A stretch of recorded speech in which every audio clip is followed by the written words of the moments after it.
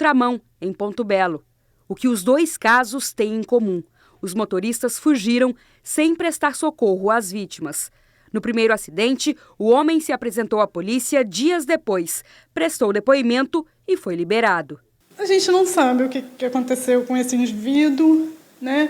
O que aconteceu na hora, ninguém sabe. Uns falam uma coisa, outros, mas Deus sabe. Se a justiça de um homem falhar, de Deus não falha nunca.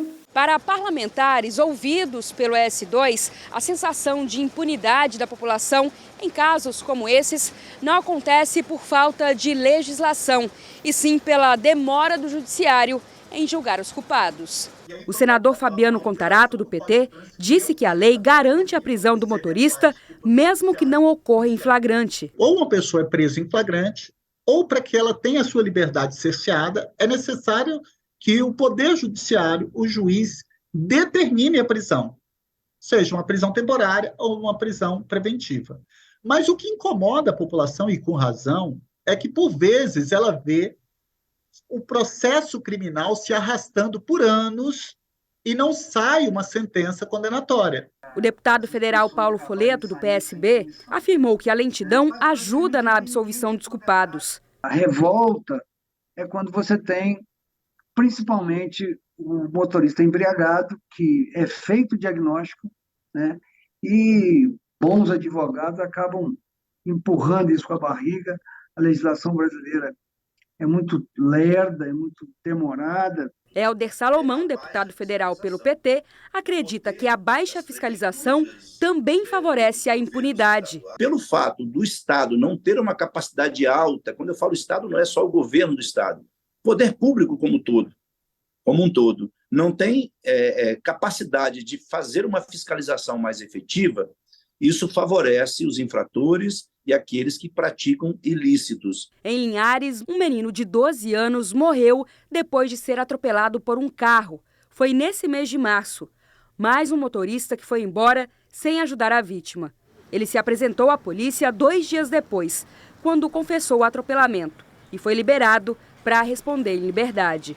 O advogado criminalista, especialista em direito processual, explicou que a pena pode ser maior quando o motorista foge sem prestar socorro. Na nossa legislação, a pena, principalmente quando envolve embriaguez, é de 5 a 8 anos, que é uma pena significativa que a pessoa pode efetivamente passar algum tempo na prisão. A sociedade jamais se revoltaria se um fato cometido hoje fosse julgado e definido daqui a 3, 4, 5 meses. Mas o problema ocorre quando isso dura anos.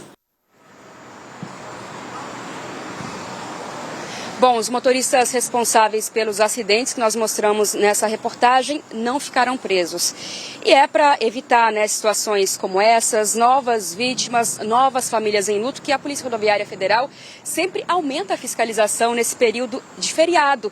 Já começou aqui no Espírito Santo a Operação Semana Santa, que vai até domingo. Nesse período, a fiscalização vai ser reforçada nas rodovias federais que cortam o estado. É por isso que eu vou conversar agora com o inspetor da PRF, Valdir Soares. Valdir, muito obrigada pela sua presença.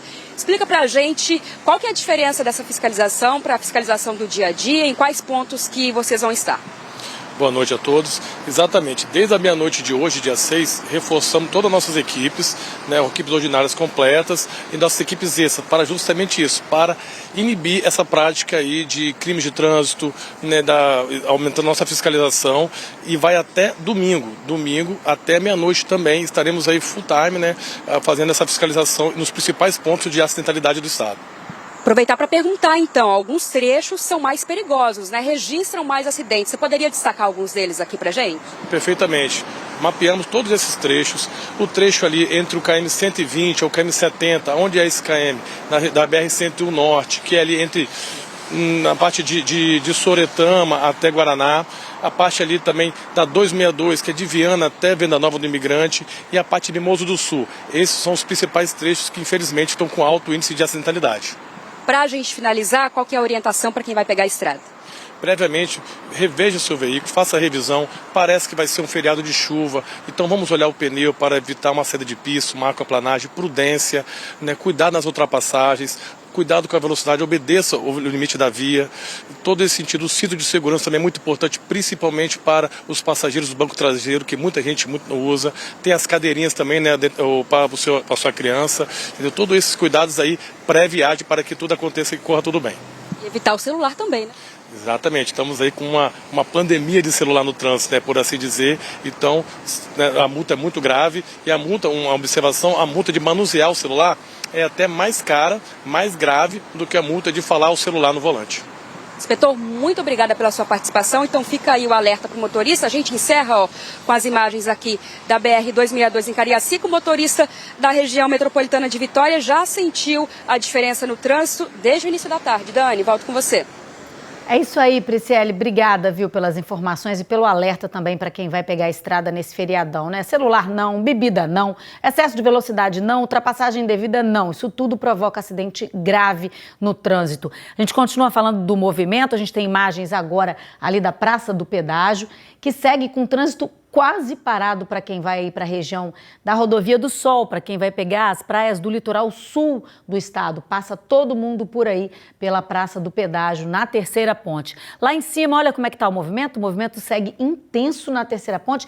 E olha só, nos dois sentidos, para quem está chegando a Vitória, também o trânsito está muito intenso. Normalmente nesse horário costuma ser mais fluxo maior lá para Vila Velha, mas para quem está chegando a Vitória agora também, trânsito quase parado ali em cima da Terceira Ponte. Agora a gente muda de assunto, vamos falar de saúde. Muita gente reclamou ontem à noite da demora no atendimento no PA de São Pedro, em Vitória. Algumas famílias relataram espera de até 5 horas. Vamos até lá ao vivo falar com o Eduardo Dias para mostrar o movimento agora à noite por lá. Eduardo, boa noite. Você esteve aí ontem, né? Melhorou alguma coisa? Como é que está a situação agora? Ei, Dani, boa noite para você, boa noite para todo mundo que acompanha a gente aqui no S2. Estamos aqui em frente ao PA de São Pedro, mas